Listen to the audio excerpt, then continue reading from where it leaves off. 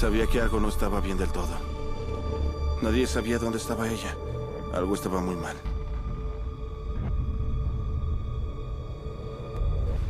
La puerta de su oficina estaba cerrada y había una nota en la puerta. Alguien estaba en el asiento del pasajero.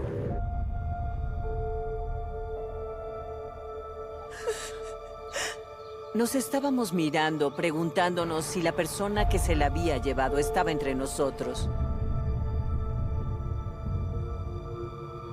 El cuerpo fue arrojado como basura al costado de la carretera. Para mí era obvio que era el cuerpo de una mujer. Tenía una idea clara de quién podría ser.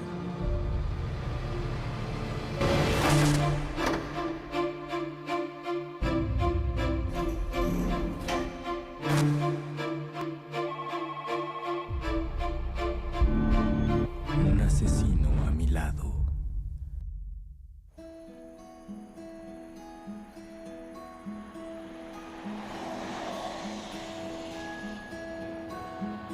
Lubbock es una comunidad agrícola. Hay gente buena aquí que solo quiere criar a sus familias en buenos vecindarios donde no haya tantos crímenes. Mucha gente aquí es cristiana. Algunos lo llaman la hebilla del cinturón de la Biblia. Soy Natasha Davis. Nací en Slayton, Texas, que está justo en las afueras de Lubbock. Lubbock tiene un gran corazón. O trabajan juntos o van a la iglesia juntos, pero es muy grande. Todos conocemos a mucha gente.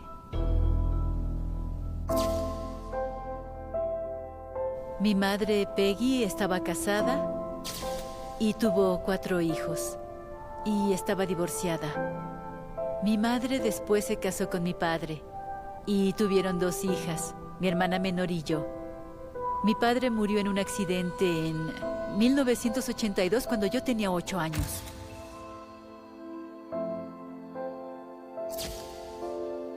Mi madre era muy amigable. Ella platicaba con cualquier persona. Lo más importante para mi madre era su familia. Sus hijos, sin duda alguna. Y luego fueron sus nietos.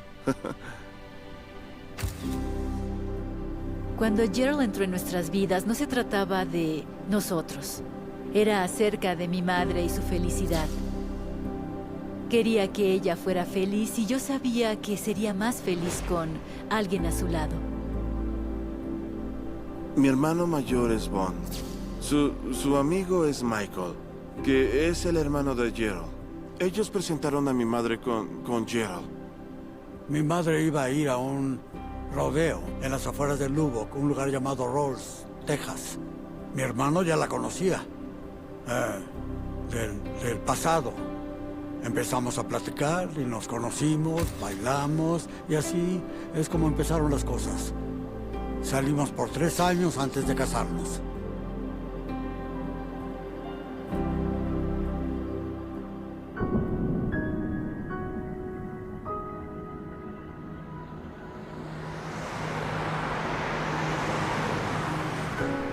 Soy Ann Hill y solía trabajar en la escuela estatal de Lubbock por unos 24 años.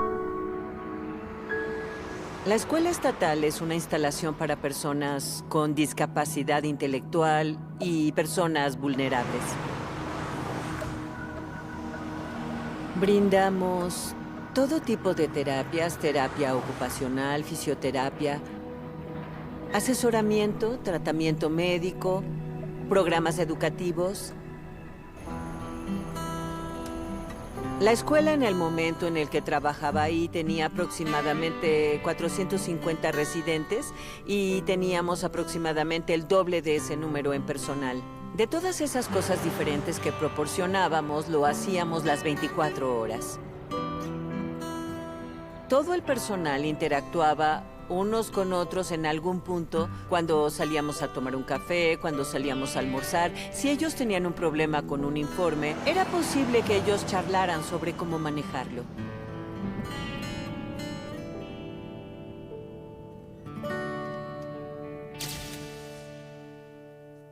Kay Trabajaba conmigo como secretaria.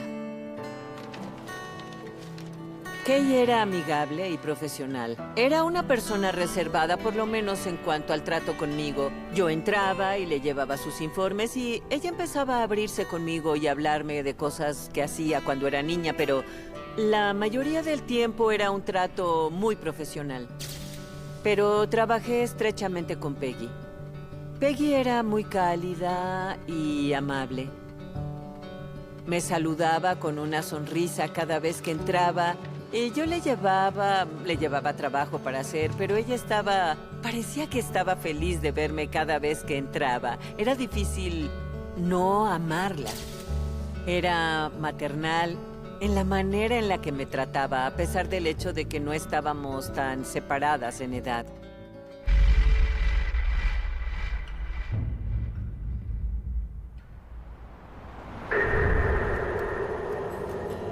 Y ese era un día bonito. Bonita mañana. Habíamos salido y solía levantarse temprano y salía. Fumaba un cigarrillo, bebía su café y se preparaba para el trabajo.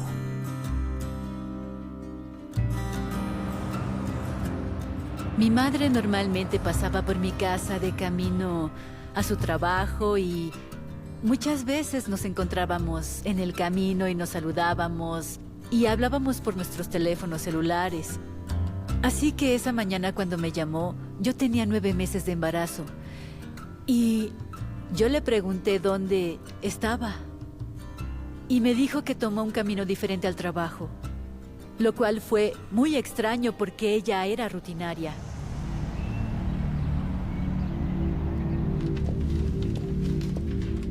Peggy y Kay amaban fumar y salían juntas a fumar. Algunas veces se encontraban afuera.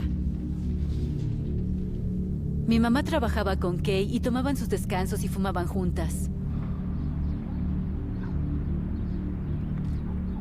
Esa tarde, yo salía de la ciudad para un fin de semana largo y vi a Peggy afuera del edificio donde ella trabajaba y me detuve y hablé con ella y le dije que me iba de la ciudad.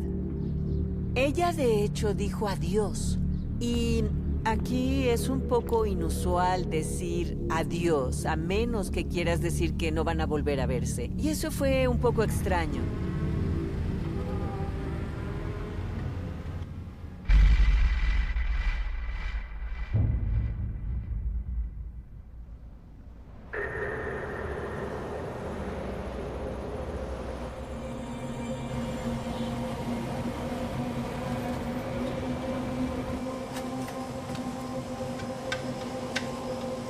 Gerald es legalmente ciego.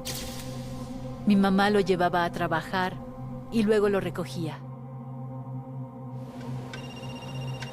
Ese día, alrededor de las 4:45, Sammy, la hija de Peggy, me habló y me dijo, ¿sabes de mamá? Y yo dije, no, he estado muy ocupado y no he tenido tiempo de hablar con ella. Ella no me ha llamado y yo tampoco. Pero la llamaré y veré dónde está.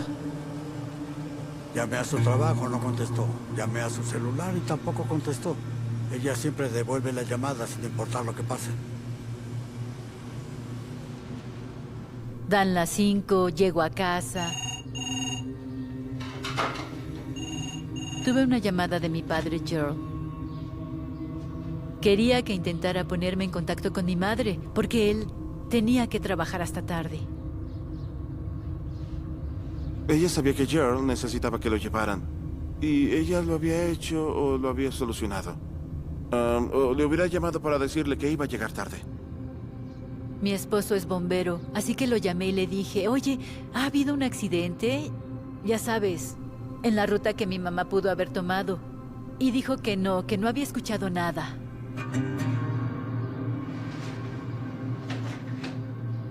Entonces, mientras intentaba llamarle, tuve un mal presentimiento. Simplemente no pude más y en cuestión de minutos salí por la puerta para ir a buscarla.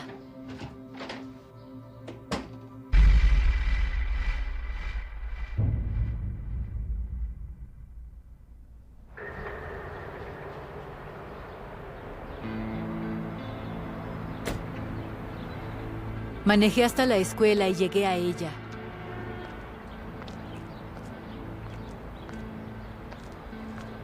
Su auto todavía estaba en el estacionamiento. En ese momento ya eran más de las 5. Su área de trabajo ya había sido cerrada, debido al tipo de institución en la que ella trabajaba. Pude entrar por la puerta trasera y fui a su oficina. La puerta de su oficina estaba cerrada y había una nota escrita por su jefe. Decía: Peggy, cuando regreses del almuerzo, por favor ven a verme. Si esa nota estaba en la puerta y su auto sigue en el estacionamiento, ¿dónde está? Salí, me dirigí al estacionamiento, miré y mi hermana venía caminando hacia mí. Mi hermana había estado tratando de ponerse en contacto con ella toda la tarde. Fue entonces cuando ella decidió venir aquí. Así que nos reunimos en el estacionamiento y caminamos a la oficina de recepción para hablar con su jefe.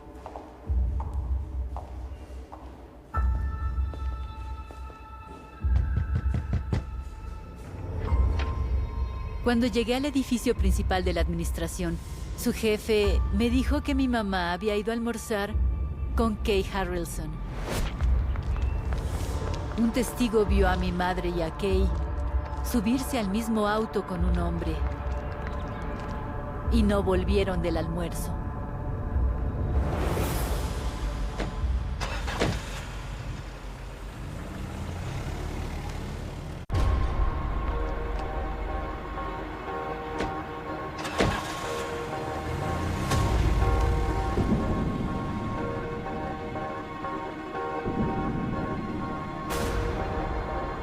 Un testigo vio a mi madre y a Kay subirse al mismo auto con un hombre y no volvieron del almuerzo.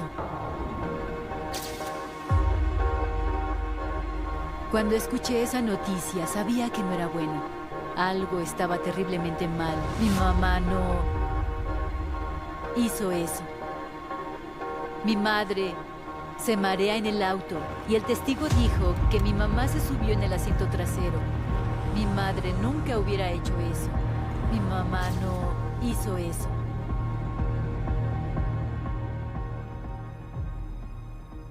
Recibí una llamada de mi jefe y me dijo: solo quiero que sepas que Peggy y Kay han desaparecido. Y me quedé impactada, aturdida. No quería imaginar que algo terrible hubiera pasado. Y Natosha apareció como a las 6:30 y después fuimos a su casa.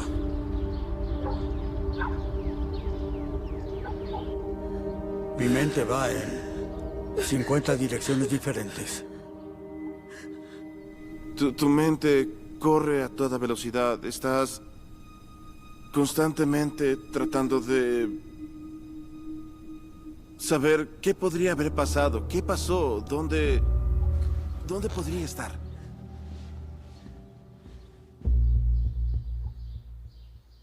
Llamé al 911 y pedí que enviaran a un oficial a mi casa para llenar el informe de persona desaparecida. Tuve acceso al número del esposo de Kay y le llamé y le pedí que lo reportara a la policía, porque lo tomarían más en serio si hubiera 2 mujeres desaparecidas en lugar de una.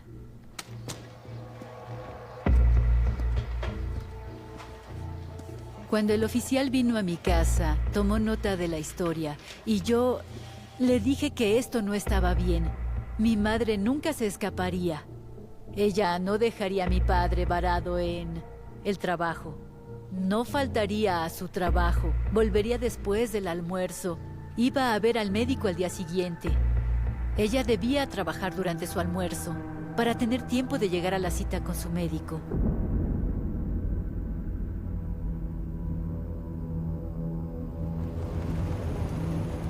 Empezamos la búsqueda la noche que desapareció. Como familia teníamos la esperanza de que la encontraríamos con vida. Mi esposo y su hermana se subieron a su vehículo y buscaron alrededor tratando de encontrarla en un parque, en la playa Lake, aquí en la ciudad. Esperábamos que llamara y dijera, oigan, estoy aquí y todo está bien, vengan por mí. No encontraron nada.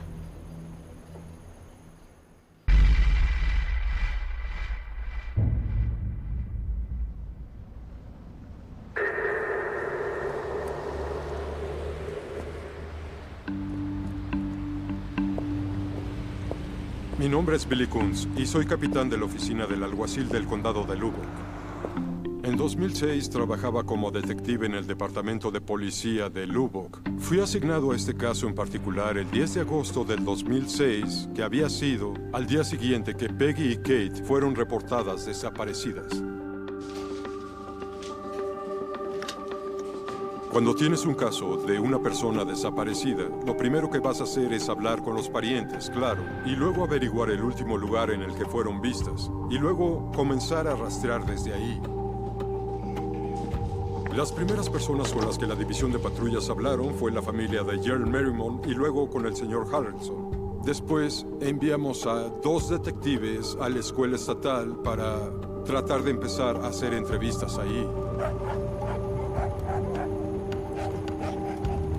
Mi pensamiento inicial sobre el caso fue que tuvimos que determinar si eran 2 damas, descartar una situación como Thelma y Luis, ir a Las Vegas por el resto de la semana. No lo sabíamos, así que básicamente tuvimos que comenzar la investigación y determinarlo. Los crímenes entre chicas pueden ser muy crueles. Es descabellado. Comienzas a escuchar muchos comentarios diferentes. Algo dentro de ella la poseyó. Había sangre dentro del vehículo. Tenía 43 puñaladas.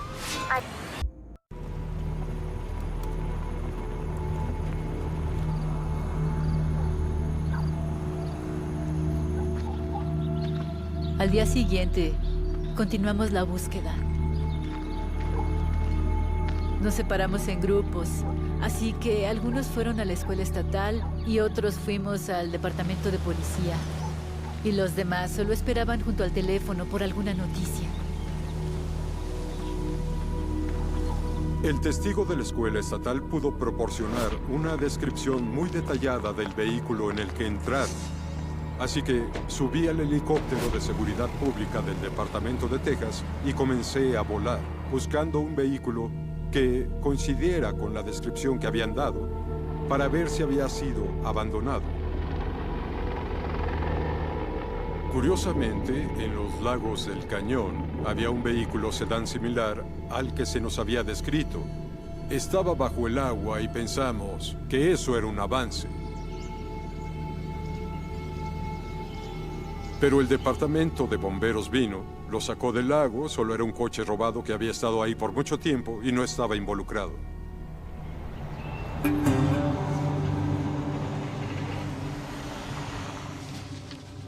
Pudimos descartar el hecho de que se fueron voluntariamente o no. Estaban al menos regresando voluntariamente, porque comenzamos a investigar el aspecto financiero y después también terminé descubriendo que no habían hecho ninguna llamada y no había habido actividad en sus cuentas bancarias. Retiros de dinero, nada que nos llevara a creer que planeaban desaparecer. Mantuvimos al marido de Kay al tanto de las búsquedas, dónde las hacíamos y cuándo las hacíamos, y le preguntamos varias veces si le gustaría ayudar. Y no es que no quisiera ayudar, pero creo que tenía una forma completamente diferente de manejar lo que estaba pasando. Y realmente creo que pensó que Kay volvería y entraría caminando por la puerta.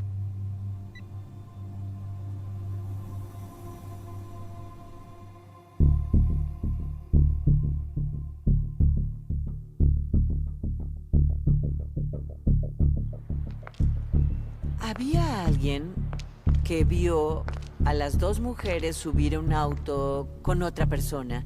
Y la joven que las vio reconoció a la persona con la que estaban, pero no sabía quién era. Más tarde me enteré de que ella estaba recién contratada en la escuela estatal, por lo que reconoció a la persona, pero no sabía su nombre.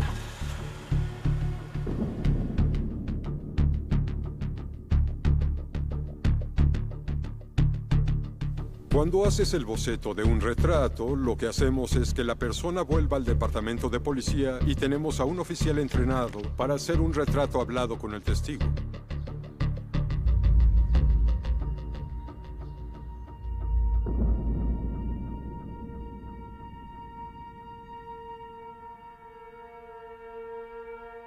Cada vez que pones un boceto de un retrato, recibirás muchas llamadas y múltiples pistas, por lo que cada una será revisada.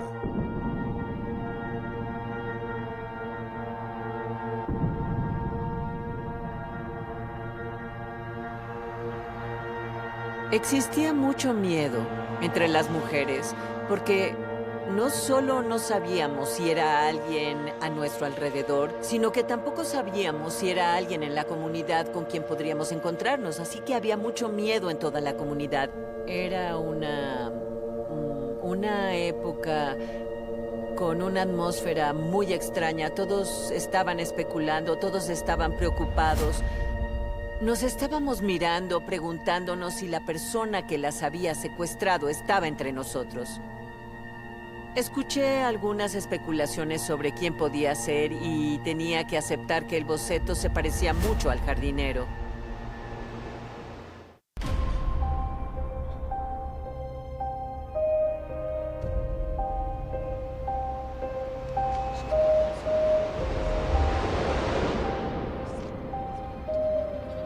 Trabajaba en la escuela estatal, es todo lo que sabíamos. El jardinero fue entrevistado en la estación de policía.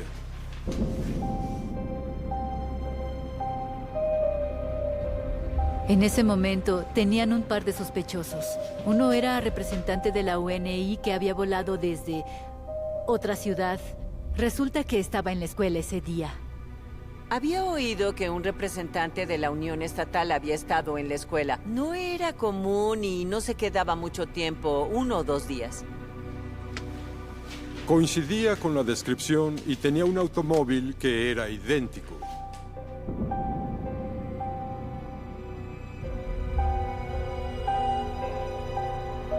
Ambos fueron cooperativos, daban acceso a sus teléfonos, daban declaraciones de su paradero durante el tiempo de la desaparición. Todo eso se verificó, así es como fueron descartados, porque comprobamos su historia. La tercera persona que entró como un posible sospechoso, con base en el boceto del retrato, fue Mickey Patterson, quien fue asignado a trabajar en la gestión de riesgos en la Escuela Estatal de Lubbock. Mickey Patterson y yo habíamos trabajado en la misma oficina por probablemente cerca de 10 años. Era nuestro oficial de seguridad, dio presentaciones sobre diferentes aspectos de seguridad, cómo utilizar los extinguidores, qué hacer en un tornado. Mickey era un tipo callado y a mí siempre me pareció un poco, digamos, reprimido. Un poco triste y un poco fuera de sincronía con el resto. Estaba en el trabajo el mismo día que ellas. Luego se fue por unos días después de que ellas desaparecieran. Y ese lunes o martes, cuando regresó, su color de pelo estaba teñido de un color diferente. Su vello facial se había ido. Había cambiado su apariencia. Mickey Patterson acudió a la estación de policía para ser entrevistado. La historia inicial de Mickey era que se había enfermado en el trabajo y que se había ido de la escuela estatal alrededor de las 12:30 para salir a la casa Trigger. Sabíamos que vivía en un parque de remolques en West 19, en Lubbock, así que enviamos detectives a esa ubicación y comenzamos a ver los videos de las cámaras de seguridad a la hora en la que él pudo haber llegado. Las imágenes de seguridad adquiridas en el parque de remolques indicaron que había llegado a las 12:03 p.m., la cual era una hora muy diferente de lo que él había declarado. Parecía que había alguien en el asiento del acompañante. No pudimos determinar si era un hombre o una mujer, pero en la declaración original que había dado, afirmó que había regresado al parque de remolques él solo, así que sabíamos que no estaba siendo muy honesto, que digamos. Cuando Mickey Patterson fue confrontado en la segunda entrevista sobre la información de los videos de seguridad, cambió su historia a que sí, que él había dejado la escuela estatal antes de lo que dijo, y que él había ido a la tercera zona en la universidad, y luego había recogido a una prostituta que conocía que se llamaba Rachel, y que habían regresado a su remolque.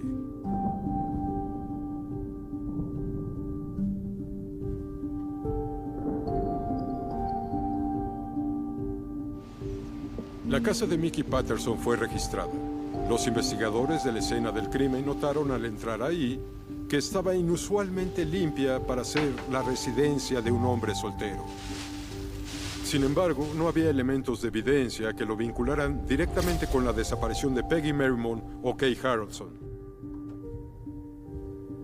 Mientras trabajamos en la investigación, Mickey Patterson y sus historias, investigando ese extremo del caso, había otros detectives que estaban en la escuela estatal entrevistando a la gente, buscando correos electrónicos entre los tres individuos, investigando las llamadas telefónicas que se hayan realizado entre los tres y cualquier cosa que pudiera involucrarlos a los tres. Es frustrante cuando tienes un sospechoso como Mickey Patterson que nos dio dos historias diferentes. Pudimos descartar ambas historias y luego todavía no poder arrestar a la persona. Sin embargo, no se pueden sacar conclusiones precipitadas y seguir la evidencia para saber que es la persona correcta. Después de unas semanas, trataríamos de organizar una búsqueda por nuestra cuenta. Es decir, no hay nadie que realmente te ayude o te guíe o te diga qué hacer y qué no hacer. Los niños van todos juntos, nos juntamos. Hablamos de ello y decidimos cómo íbamos a hacer esto. Y luego contactamos a una organización y después nos reunimos con ellos. Y decidimos hacerlo el siguiente fin de semana. Ella había desaparecido el día 9. Y fue hasta el fin de semana siguiente, así que fueron 10 días más. Otros 10 días. Todos nos instalamos allá arriba, en un parque. Al norte de la universidad nos establecimos ahí. Y mucha gente se presentó.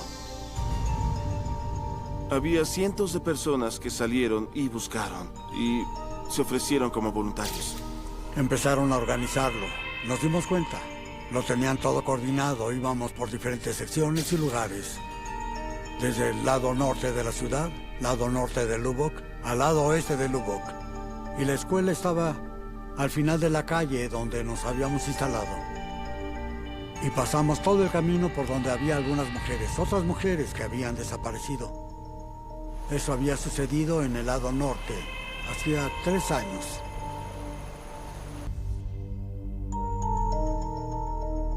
Teníamos que seguir buscando, día tras día, los días que pudiéramos. El departamento de policía tiene recursos y personal limitados y solos no pueden hacer mucho, por lo que era crucial que nos reuniéramos y se hicieran búsquedas y conseguir que las agencias externas se involucraran para que vinieran a ayudarnos. Como familia teníamos la esperanza de que la encontraran con vida. Pero, ¿a qué puerta tocamos ahora? ¿A dónde tenemos que ir para encontrarla? En cierto punto, tuvimos que trabajar con los medios locales y pedimos voluntarios. Tuvieron los ojos en Mickey durante varias semanas después del incidente. Uno de los detectives que me llamó me dijo que buscáramos al norte de Frankfurt. El tal Mickey Patterson estaba sentado ahí en la autopista, sentado ahí mirando hacia Frankfurt. Se sentaba a un lado de la autopista durante 30 o 40 minutos. Él solo se sentaba ahí. No hacía nada, solo sentado ahí, mirando. Salí y revisé esa zona. Busqué y no encontré nada. Estábamos buscando en zanjas de graneros y viejos caminos rurales, casas abandonadas, automóviles abandonados.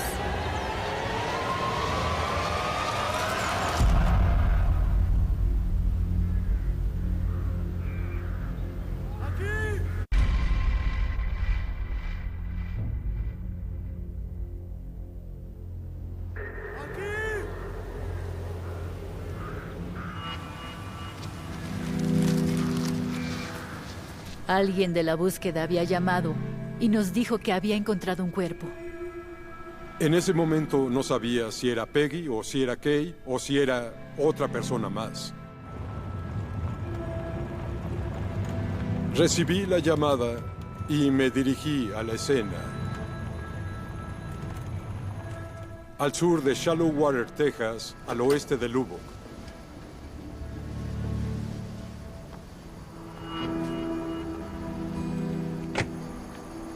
El cuerpo fue arrojado como basura a un costado de la carretera. Era obvio para mí que era el cuerpo de una mujer con cabello rubio. Tenía bastante certeza de quién era. Aquí es donde el grupo de búsqueda localizó su cuerpo. Estaba tendido en la zanja y recuerdo que estaba la cabeza o los pies o el cuerpo estaba un poco ladeado en la inclinación y había un par de plantas. Por el estado en el que se encontraba ese cadáver, no había manera de tomar una determinación rápida sobre lo que lo llevó al final de su vida. Después de que la investigación de la escena del crimen se realizó ahí, donde se encontraba el cuerpo fue llevado a la oficina del forense. No supimos por un tiempo de quién era el cuerpo. Había otras mujeres desaparecidas. Ya sabes, de hace mucho tiempo. Esperábamos que no fueran ni Peggy ni Kay. Estábamos tan desesperados por verlas a ambas regresar. Estábamos devastados y no sabíamos para quién cavábamos la tumba.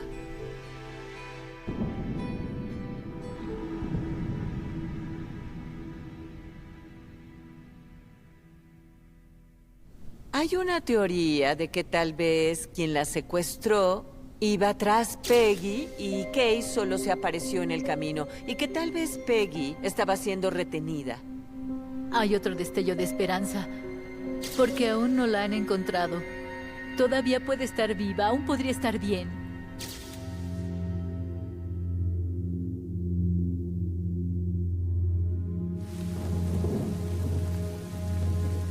Empezó a llover justo después de que encontramos a Kay y llovió durante días, y esa zona estaba inundada.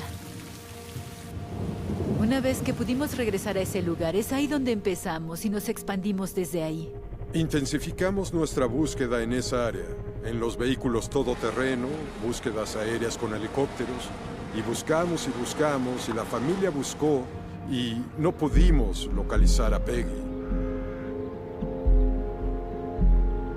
La investigación en un momento dado se enfrió porque nos quedamos sin pistas que nos guiaran. Creemos que teníamos al sospechoso identificado, pero no había suficiente evidencia para arrestarlo. Hubo muchas reuniones con gente de nuestra oficina y con las fuerzas del orden. Ya sabes, nos presentarían lo que tenían, hablaríamos de ello. Digamos, vamos a describir los hechos y analizarlos. Y entonces creo que fue más bien una decisión mutua, decir, necesitamos un poco más antes de sentir que podemos seguir adelante.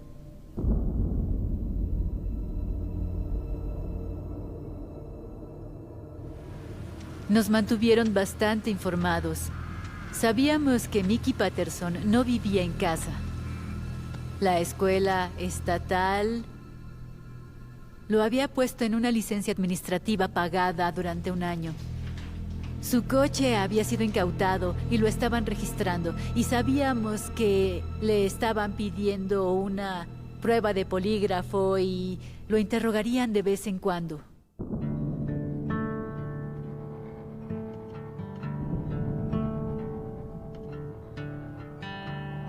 Los detectives tenían las manos atadas. Ellos no podían hacer nada. Necesitábamos una demanda civil. En el terreno civil tendrías algunas oportunidades que no tienes en el lado criminal. Podrías forzar a la gente a hacer ciertas cosas que nunca podrías hacer en un caso como este. En un caso civil, un preponderante de la evidencia, lo cual lleva mucho menos que estar en una duda razonable como lo haces, es un caso criminal.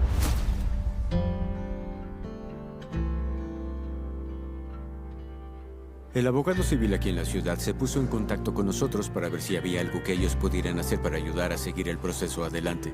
Estábamos tratando de hacer todo y nada para que algo sucediera.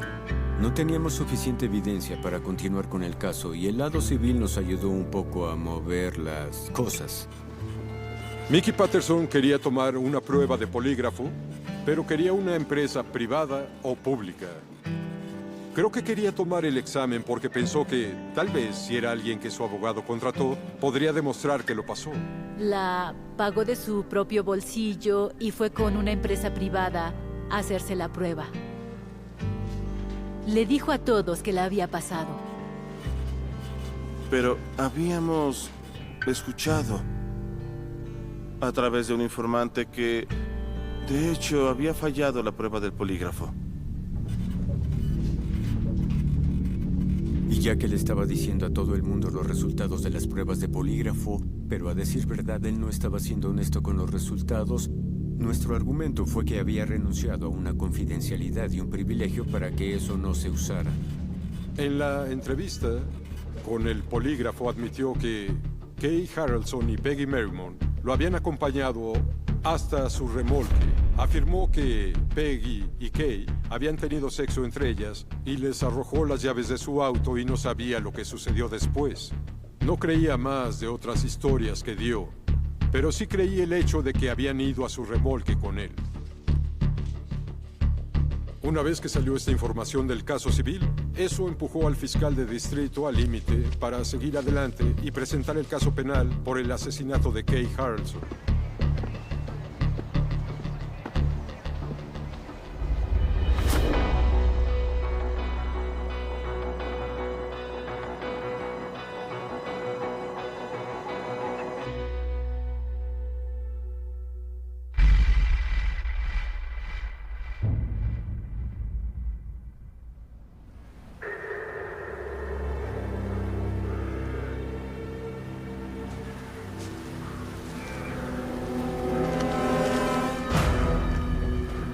Los crímenes entre chicas pueden ser muy crueles.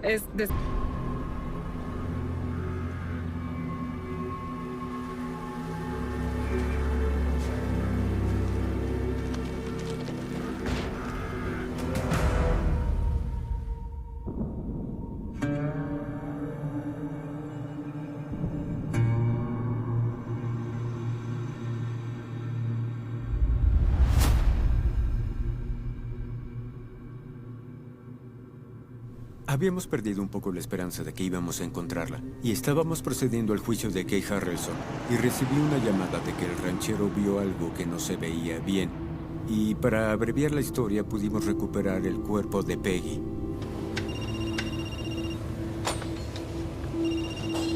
Estaba en el trabajo y había unos restos de un esqueleto ahí, fuera del campo.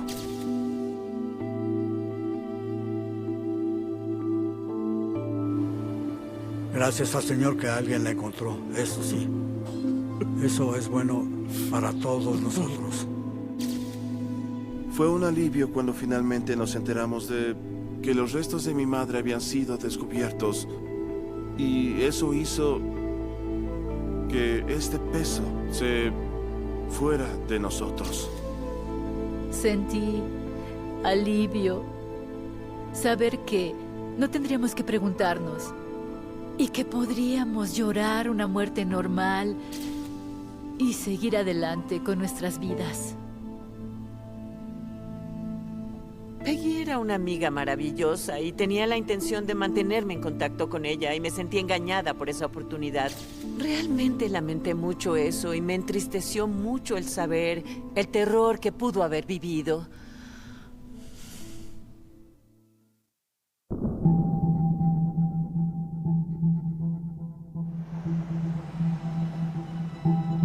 Una de las evidencias más claras que teníamos eran registros de torres de celulares y registros del teléfono de Mickey Patterson, donde el cuerpo de Kay fue encontrado un par de semanas después del asesinato. Lo teníamos a él y a su teléfono registrado en la zona donde el cuerpo de Kay fue encontrado. En otras palabras, no tenía nada que hacer en esa parte del condado. Cuando pudimos encontrar el cuerpo de Peggy, revisamos los registros de la torre celular de nuevo y cerca de la hora de la desaparición teníamos su teléfono marcado en el registro donde se encontró el cuerpo. kilómetros y kilómetros de distancia de donde se encontró el cuerpo de Kay.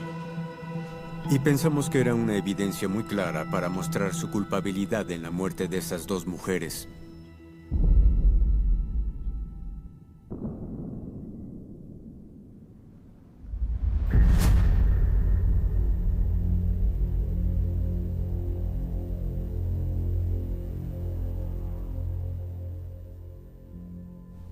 Lloré cuando lo encontraron culpable. El sentimiento era similar a cuando nos dijeron que habían encontrado los restos de nuestra madre. Era una sensación de alivio. Me sentí bien al saber que finalmente este hombre del que habíamos sospechado durante muchos años de haber cometido esos crímenes, él finalmente iría a la cárcel.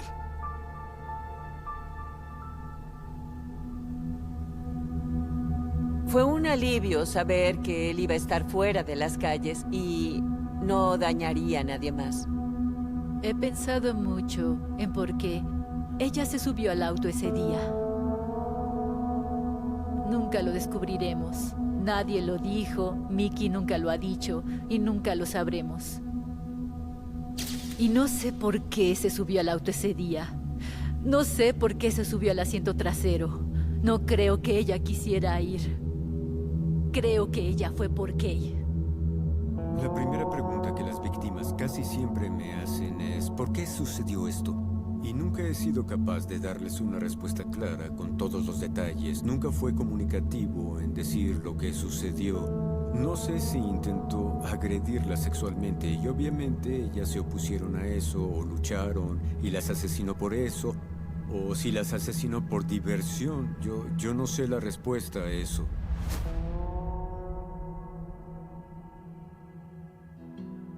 Cuando recibí la noticia de que Mickey Patterson había muerto en prisión, fue un día en que, finalmente,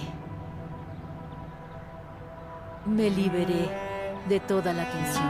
A pesar de que lo habían encarcelado, nunca lo perdoné. Nunca lo hice, aparte de llorar mucho y simplemente dejar ir el sentimiento. Se terminó, la historia terminó. Y eso fue todo. Me gustaría poder realmente presentársela a sus nietos y a sus bisnietos. Compartirla con ellos y que ellos conocieran su forma de ser. La forma en la que bromeaba y en la que te amaba. Me gustaría verlo. Solo porque se ha ido y no esté aquí. Siempre está con nosotros en espíritu y alma. Está arraigada en nosotros, en nuestros hijos, en nuestros nietos. Y la amamos mucho. Y algún día la volveremos a ver. Hizo un buen trabajo.